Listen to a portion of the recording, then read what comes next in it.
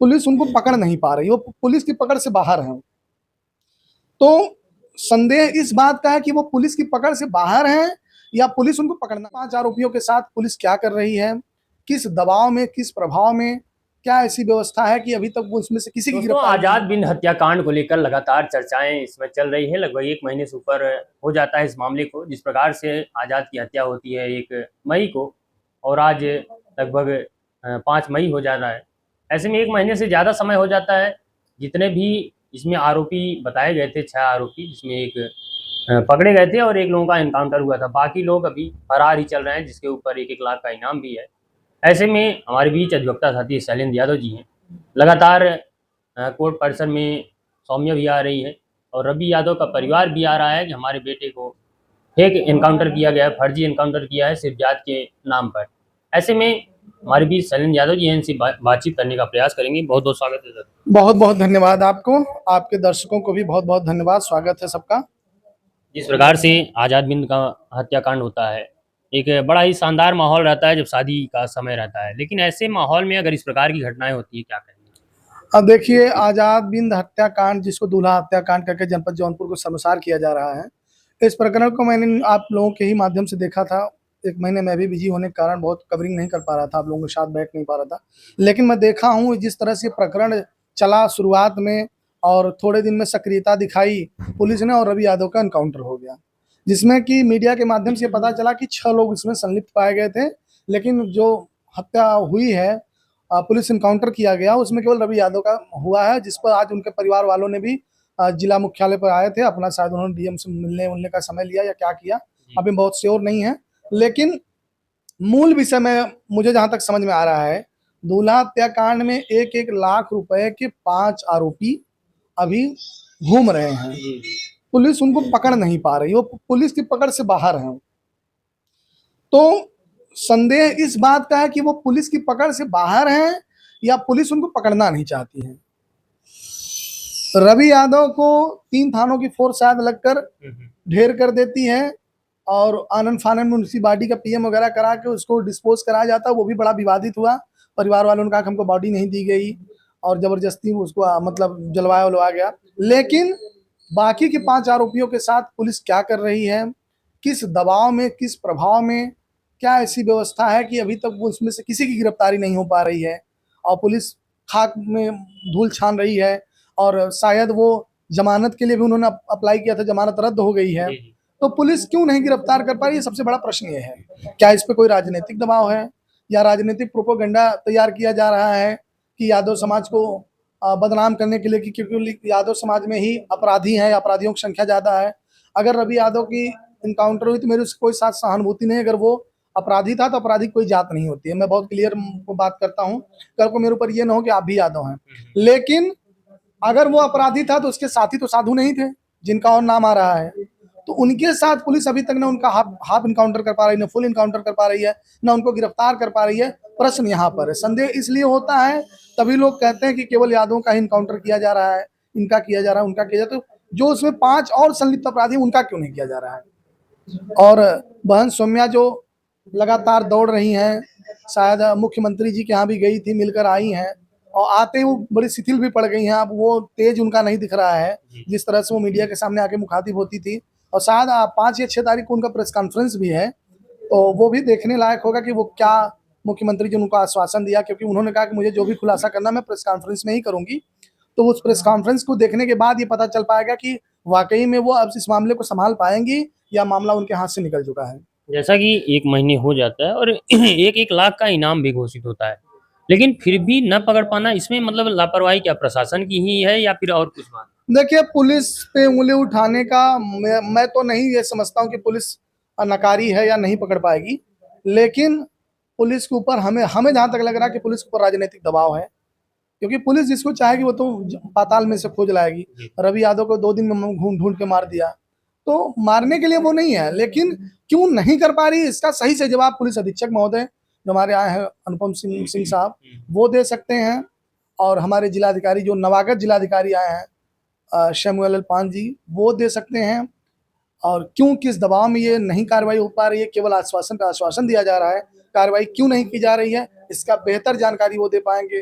और आज हमारे ऊर्जा मंत्री जी भी जनपद जौनपुर आ रहे हैं, तो देखिए मीडिया या उनसे 1 टू 1 करती है या फिर सौम्या को शायद जानकारी हो तो वो आके उनसे मुलाकात कर सकती है। रवि यादव के परिवार से बातचीत में ये पता चला, जब से आज़ाद बिन की हत्या हुई है, उसी दिन से उनके पिता रवि यादव के पिता लगभग 33 दिन बाद जेल से छूटे हैं। जब उनके बेटे का मतलब मुखाग्नि देना पड़ा, तो वो आए थे, उसके बाद फिर वो जेल में चले गए। मतलब बेटे का एनकाउंटर भी हो गया, उसके बाद भी वो उनको जेल में रहना पड़ा। दूसरी चीज़, जिस दिन ये घटना हुई थी, उसी दिन उनकी बहन को, रवि यादव की बहन को और उनकी भाभी को, उन लोगों को भी रात में 11 साढ़े 11 बजे थाने पे ले गए, 3 दिन बैठाई। तो मतलब क्या एक पिता को भी उठा लाई, फिर और भी परिवार को उठा, मतलब सबको उठा के प्रशासन ये क्या साबित करना चाहती है? नहीं, ये प्रशासन दबाव बना रही है, ये गलत चीज़ है। जो इन्वॉल्व है आप उसके खिलाफ कार्रवाई करिए, उसको कार्रवाई करने का आपको पूरा अधिकार है। बहन, भाभी, बाप का उसमें क्या रोल है? जो नामी है, जो नामित किया गया है, उसको तो आप उठा ही नहीं पा रहे हो, उसको आप गिरफ्तार ही नहीं कर पा रहे हो। तो क्या ये मान लिया जाए कि आप राजनीतिक दबाव में काम कर रहे हैं या आप सरकार के अधीन हो गए हैं, सरकारी सत्ता का सुख भोग रहे हैं आप, या उस व्यक्ति के नाम के साथ एक विशेष जाति का नाम लगा है इसलिए आप उसको नहीं छू पा रहे हैं, केवल यादव के आपको साग मूली की तरह आप उसको काटते चले जा रहे हैं। इसका जवाब देना पड़ेगा। अगर वो फेक इनकाउंटर होगा तो उसके खिलाफ मानवाधिकार में शिकायत होगी, और संभवतः शिकायत हो भी गई है, और लोग आगे तक जाके अगर लड़ेंगे तो इसमें जो भी दोषी लोग हैं उनके खिलाफ कार्रवाई कोई छूट नहीं पाएगा। और मुख्यमंत्री अखिलेश यादव जी से आज़ाद का परिवार मिलता है, और शाम तक रात में ये खबर आती है कि रवि यादव का एनकाउंटर हो गया है। जी, निश्चित तौर पे पूर्व मुख्यमंत्री श्री अखिलेश यादव जी से उनके परिवार को मुलाकात हुई है, सौम्या भी मिल के आई हैं। देखिए वो विपक्ष के नेता हैं, बड़े नेता हैं, उत्तर प्रदेश में दूसरे नंबर सबसे बड़ी पार्टी है। निश्चित तौर पे भाई वो भी अपनी तरफ से प्रयास ही कर रहे होंगे, लेकिन इस वक्त जो कार्रवाई इस बार जनपद जौनपुर में हो रही है, हर प्रकरण पता नहीं क्यों विवादित हो जा रहा है, क्यों उंगलियां उठने लग रही कि सरकार का दबाव है। जबकि आप फेयर इन्वेस्टिगेट करिए, जो दोषी है निश्चित तौर पर चाहे जिस बिरादरी से आता हो आप उसके खिलाफ कार्रवाई करिए।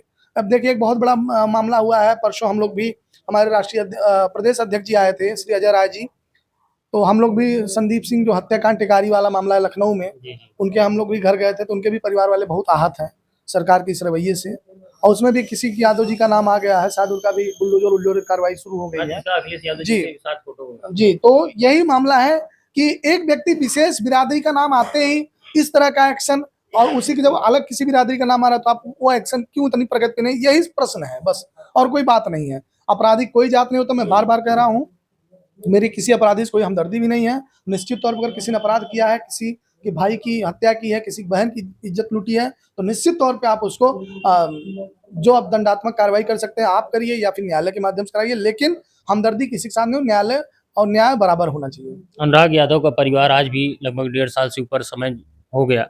ऐसे में शुरुआत में सभी आश्वासन मिलता गया, डीएम साहब, एसपी साहब सब आश्वासन देते गए, आज वो मामला एकदम शिथिल हो गया है। और निश्चित तौर पे अनुराग यादव हत्याकांड में आप लोगों ने जितना ताकत के साथ उस मामले को उठाया, उसी का परिणाम है कि उसमें एक निर्णय भी आ पाया, नहीं तो वो निर्णय भी नहीं आता, वो भी लटक जाता। लेकिन दुख इस बात का है कि अनुराग यादव के पिता, उनका परिवार या अनुराग यादव की मृतक आत्मा जहाँ कहीं भी होगी, वो निश्चित तौर पे इस शासन सत्ता से तो बिल्कुल आहत है, दुखी है, और बड़ा चिंतन का विषय ये है कि आज तक वो मकान वहीं खड़ा होकर मुँह चिढ़ा रहा है। हम लोगों ने अपनी तरफ से बहुत प्रयास किया, मुकदमा डिसाइड हुआ, अपील भी डिसाइड हुई, सब कुछ हुआ, लेकिन मकान न गिर पाना, क्या उसमें भी किसी तरह का राजनीतिक षड्यंत्र है या किसी का दबाव है?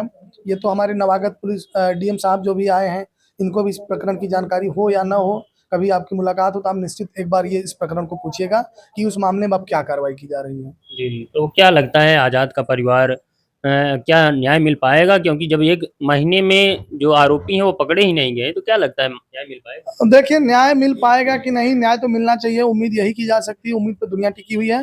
लेकिन मैं बहन सौम्या के हौसले को सलाम करता हूँ, जिस तरह से वो अपने भाई के लिए लड़ रही है, और यहाँ से लेके उत्तर प्रदेश पूरे इस वक्त मामला गर्म बना के रखी है, और जिस तरह से वो मामले को रोज 1 टू 1 करके बता रही, लेकिन वो जब से लखनऊ से लौट के आई है, वो थोड़ी सी हमको लग रहा है कि नर्वस है या कोई दबाव है, क्या है वो तो वही बता पाएगी, उसका प्रेस कॉन्फ्रेंस देखने के बाद पता चल पाएगा कि वो क्या कहना चाह रही है। लेकिन मैं उस बहन के हौसले को सलाम करता हूँ कि वो अपने भाई के लिए जिस तरह से ईंट सीट बजाने का काम कर रही है, और उसी का नतीजा है कि इतना दबाव है सरकार के ऊपर या शासन के ऊपर कि उसको रोज कुछ ना कुछ कहना पड़ रहा है, और निश्चित तौर पे अगर वो इसी तरह से लगी रही और सुरक्षित रही, सुरक्षित शब्द मैं इसलिए कह रहा हूँ कि देखिए वो शायद अकेले आती जाती है, पहले कुछ लोगों की भीड़ भी आती रहती है, धीरे धीरे जब मामला शिथिल होने लगता है तो केवल वही व्यक्ति आता है जिसके साथ घटना कारित हुई रहती है। तो अगर वो सुरक्षित रही तो निश्चित तौर पे बाकी के 5 अपराधियों के खिलाफ भी कार्रवाई कराकर ही वो दम लेगी और उसको कार्रवाई कराना भी चाहिए।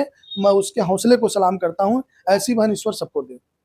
तो दोस्तों, इस प्रकार का आज़ाद बिन हत्याकांड का मामला था। लगभग 1 महीने का समय होता गया और आज तक रवि यादव के एनकाउंटर के बाद मामला धीरे धीरे ऐसा लगता है जैसे शांत हो गया है।